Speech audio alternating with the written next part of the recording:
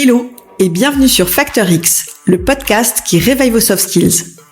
Je suis Anna Martineau et je suis convaincue qu'on peut devenir de meilleurs managers, de meilleurs vendeurs, de meilleurs communicants ou encore mieux collaborer au sein d'une équipe si on décide d'investir dans notre savoir-être.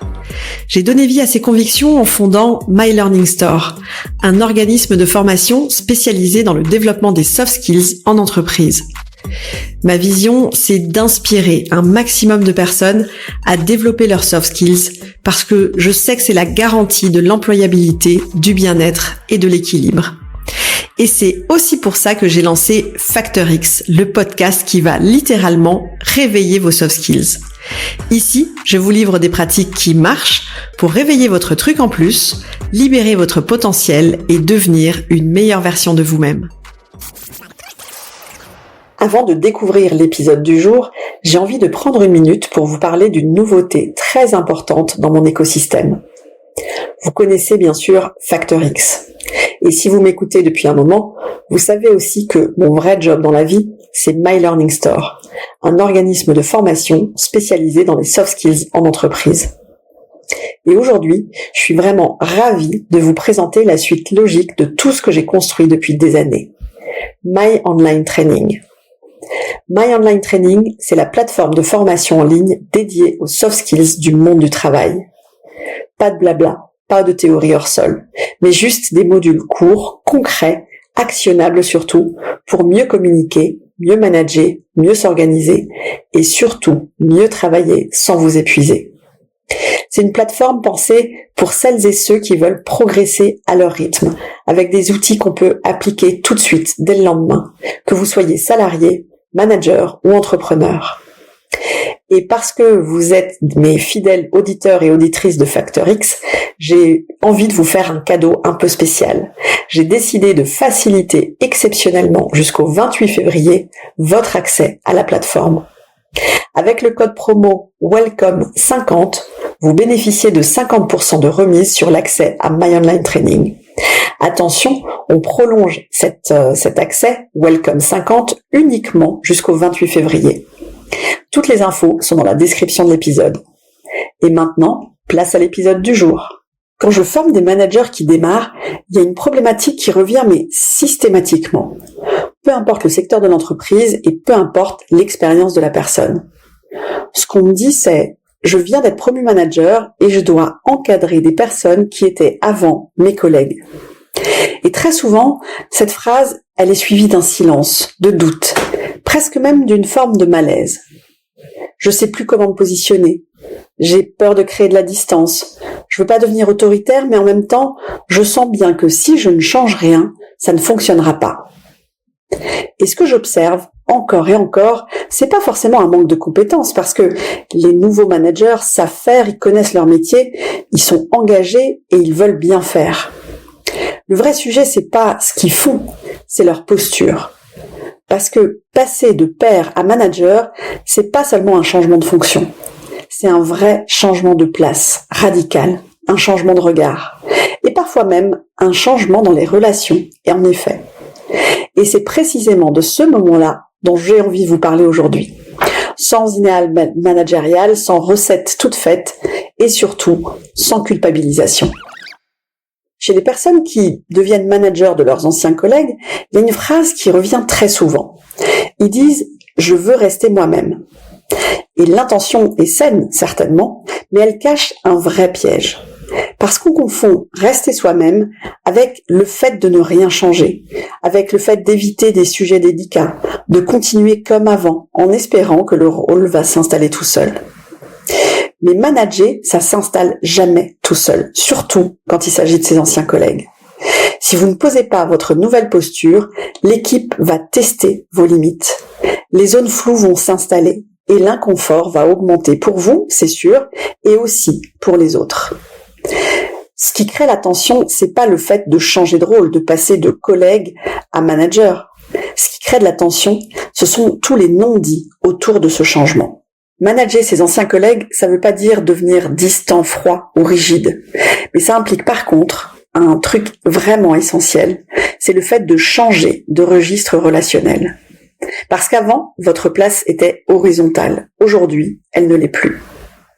Et vouloir rester comme avant, ça crée souvent de la confusion, des attentes contradictoires et parfois même de la frustration de la part de l'équipe.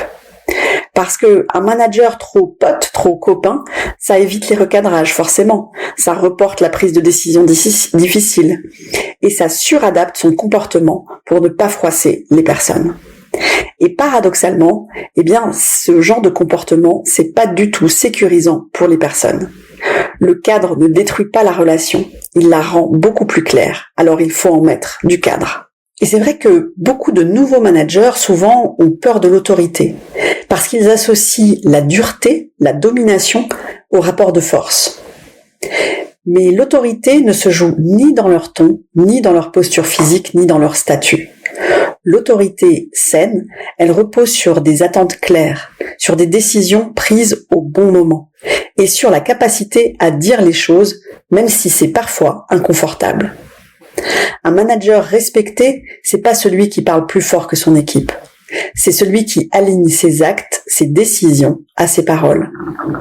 Et quand on manage ses anciens collègues, c'est ce genre de cohérence que l'équipe va vraiment observer. Ce qu'on remarque très souvent, c'est vrai, c'est qu'une promotion interne va venir réveiller des choses silencieuses, comme des comparaisons, des jalousies, des incompréhensions. Tiens, pourquoi lui et pas moi? Et parfois même des blessures d'ego. Et ça, c'est pas parce que vous avez mal fait les choses, mais parce que le changement de rôle agit comme un révélateur. Et le piège, ce serait de faire comme si ça n'existait pas, de vouloir à tout prix lisser les relations. Ce qui apaise réellement, en fait, c'est pas ce genre d'évitement. C'est le fait d'être clair sur les situations, la cohérence et évidemment le temps. Vous n'avez pas à vous justifier en permanence. Vous avez juste à assumer votre place tranquillement. Les nouveaux managers promus en interne font quasiment tous les mêmes erreurs. Des erreurs très fréquentes donc, et en même temps, je dois dire, des erreurs très humaines. Parce qu'ils veulent faire l'unanimité. Ils essayent de compenser par le surinvestissement. Ils évitent beaucoup trop longtemps les sujets sensibles. Ils confondent la plupart du temps aussi proximité et absence de cadre. Et ils attendent, comme si la légitimité arrivait toute seule. Alors, si vous venez d'être promu en interne, j'ai une mauvaise nouvelle pour vous. Non. La légitimité ne tombe pas du ciel. Elle va se construire par votre posture et pas par l'ancienneté dans le poste. Quand j'accompagne des managers dans cette transition, la première étape que je leur propose, c'est d'abord de clarifier leur posture. Alors, en accompagnement individuel, bien sûr, c'est quelque chose qui se fait dans un temps long. Mais je vous propose, si vous êtes concerné, une première action ici. Alors voilà mon challenge de la semaine. Vous allez prendre 20 minutes seul, sans aucune distraction, pour répondre par écrit à ces 3 questions. La première question, c'est aujourd'hui, dans mon rôle de manager, qu'est-ce que j'ose faire naturellement?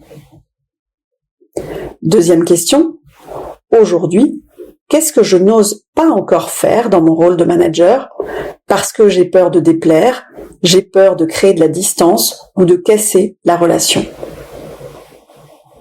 Et la troisième question, quelle est la posture managériale que j'ai envie d'incarner, même si elle me met légèrement en inconfort? Notez bien ces 3 questions et ensuite, choisissez une micro-action à appliquer dès cette semaine. Une seule. Juste pour poser un premier cadre calmement. Parce que la posture ne se décrète pas, elle se construit pas à pas. S'il y a bien une chose que j'ai apprise en accompagnant des managers, c'est que les prises de poste les plus délicates, ce sont pas celles où les personnes manquent de compétences. Ce sont celles où il faut changer de place, tout en restant fidèle à qui on est. Manager ses anciens collègues, c'est pas trahir une relation, c'est pas se renier au niveau de son identité. Et c'est pas non plus prendre le pouvoir. C'est accepter que la relation, tout simplement, elle évolue. Et que ce changement, aussi inconfortable soit-il, est souvent plus sécurisant que le flou. Souvenez-vous que vous n'avez pas à être le manager parfait. Vous n'avez pas à être aimé par tout le monde. Vous n'avez pas non plus à vous excuser d'avoir été promu. Vous avez tout simplement à assumer votre nouveau rôle avec cohérence et humanité. Et si cet épisode vous a parlé, c'est sans doute que vous êtes exactement là où vous devez être dans votre parcours de manager. Et on arrive déjà à la fin de cet épisode. Si vous l'avez trouvé utile, bien sûr, partagez-le autour de vous. Et si vous avez envie de faire un petit geste pour moi, laissez-moi s'il vous plaît un avis 5 étoiles et surtout un commentaire sympa. Si vous m'écoutez sur Apple Podcast, je vous assure, ça m'aide énormément. J'en profite pour vous redonner aussi le code promo WELCOME50 qui vous fait bénéficier de 50% de remise sur l'accès à My Online Training. Il est valable encore jusqu'au 28 février. Toutes les infos pour en profiter sont dans la description de l'épisode. Quant à moi, je vous donne maintenant rendez-vous la semaine prochaine pour d'autres pratiques actionnables dans votre quotidien. Ciao, ciao!